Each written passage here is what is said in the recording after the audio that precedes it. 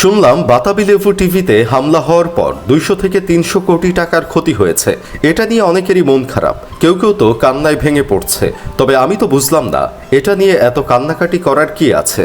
বিভিন্ন জেলায় গিয়ে মুগ ডাল আর লটকনের বাম্পার ফলন নিয়ে কিছু নিউজ করলেই তো এসব ক্ষতির টাকা উঠে যাবে। তাছাড়া কয়েকটা কুইক রেসিপির এপিসোড পরিচালনা করলে এর চেয়ে বেশি টাকা উঠে যাবে। 53টি গাড়ি ও 13টি মোটরসাইকেল পুড়ে ছাই হয়ে গেছে সেদিনের ঘটনায়। তবে বাতাবি লেবুর বাম্পার ফলন দেখালে এর থেকে বেশি গাড়ি ও মোটরসাইকেল কেনা যাবে। ভাই, একবার চিন্তা করে দেখেন, যারা দেশের গুরুত্বপূর্ণ নিউজ প্রচার না করে দিনের পর দিন মাথার ঘাম পায়ে ফেলে বিভিন্ন ফসল ফলাদির বাম্পার ফলন দেখিয়ে মানুষকে কৃষি কাজের দিকে উদ্বুদ্ধ করে, অনেক সময় ভালো ফসল উৎপাদনের জন্য বিভিন্ন টিপসও দিয়ে থাকেন, আবার খুব তাড়াতাড়ি ভালো ভালো খাবার রান্না করার রেসিপি দিয়ে থাকে, যেন মানুষ অল্প সময়ের মধ্যে ভালো কিছু রান্না করে খেতে পারে।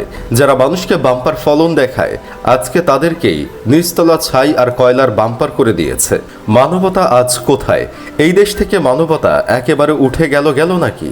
দেশের এমন পরিস্থিতিতে এক একটা স্বনামধন্য গণমাধ্যমের নিউজ দেখলে নিজের চুল নিজে টেনে ছিঁড়তে ইচ্ছে হয়। কি খেয়ে এসব গণমাধ্যমকে এতদিন ফলো দিয়ে রেখেছিলাম, এটা ভাবতেই লজ্জা লাগছে। সেদিন একটা নিউজ দেখলাম, এই টাইমে তারা মানুষকে শেখাচ্ছে বর্ষাকালে আসলে কি পরা উচিত, প্যান্ট নাকি পালাজো, কোনটা পরলে রোদ আর বৃষ্টিতে বেশি আরামদায়ক হবে। ভাইরে, রোদ আর বৃষ্টিতে প্যান্ট পরবে নাকি পালাজো, এটা নিয়ে আপনাদের এত মাথা ঘামানোর তো দরকার নাই। তারা কোনটা পরবে সেটা তাদের বয়ফ্রেন্ডই ঠিক করে দিতে পারবে। গণমাধ্যম হয়ে আলগা বয়ফ্রেন্ড সাজার চেষ্টা করিয়েন না, তা না হলে মানুষের গালি ছাড়া আর কিছু খাবেন না। আর যদি এগুলোই করার ইচ্ছা থাকে তাহলে সাংবাদিকতা বাদ দিয়ে বসুন্ধরা শপিং মলে গিয়ে একটা শোরুম দেন, তাহলেই ভালো মানাবে। আসলে এদেশে জন্মগ্রহণ না করলে অনেক ধরনের বিনোদন থেকে বঞ্চিত হতাম। দেশে মানুষের প্রাণ নিয়ে টানাটানি, আর তারা আছে কে কি পড়বে বর্ষাকালে সেটা নিয়ে। তাছাড়া এই কয়দিনে কিছু গুরুত্বপূর্ণ তথ্য জানতে পারছি, যে প্রশ্নগুলো ভবিষ্যতে কোনো চাকরির পরীক্ষায় আসতে পারে। চাইলে আপনারাও নোট করে রাখতে পারেন। মহাখালীর এক ডেটা সেন্টারে আগুন লাগলে পুরো দেশ জুড়ে ইন্টারনেট চলে যায়। আসলে এটাই সায়েন্স।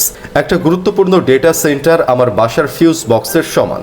ব্যাপারটা হাস্যকর মনে হলেও এটাই সত্য। ডেটা সেন্টার ধ্বংস হওয়ার আরও 2 দিন আগেই ভয়ে মোবাইল ইন্টারনেট বন্ধ হয়ে যায়। এ থেকে প্রমাণিত হয় যে ডেটা সেন্টারও প্রাণের ভয় আছে। কোনো কারণে ফেসবুক ব্যবহার নিষিদ্ধ হলে সেটা ফেসবুকে এসে 101টা পোস্ট করার মাধ্যমে জানাতে হয়। নোয়াখালীর হাকিম ভিপিএন ব্যবহার করলে পুরো দেশে ইন্টারনেট স্লো হয়ে যায়। ইন্টারনেট ঠিক করতে ব্যাঘাত ঘটে। আমার বন্ধু কেরামতকে এক সিম কোম্পানি মেসেজ দিয়ে ভয় দেখিয়েছে। ভিপিএন অন করে ফেসবুক চালালে অনেক ধরনের বিপদে পড়তে পারেন, তাছাড়া আইডি হ্যাক হওয়ার সম্ভাবনা থাকে। এই মেসেজ পাওয়ার পর কেরামতের তো কদম জোড়া কাঁধে উঠে গেছে, কারণ তার আইডি হ্যাক হয়ে গেলে আবার সে এক্সপোজ হয়ে যাবে।